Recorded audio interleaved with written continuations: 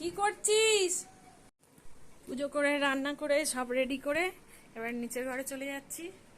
আপনাদের সঙ্গে আরেকবার একটুখানি দেখা করে নিলাম, তারপরে নিচের ঘরে গিয়ে অনেক কাজগুলো করতে হবে। আজকের মেনুটা দেখিয়ে দিই। এই দেখুন, আমি প্রেসার কুকারে ভাত করি।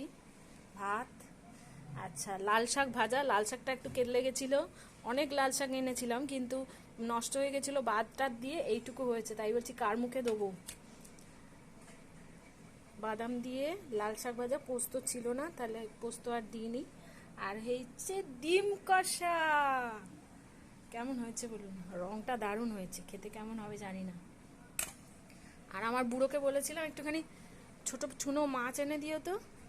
এই যে আমার বুড়ো ছোট চুনো মাছ এনে দিয়েছে, চুনো মাছ ভাজা।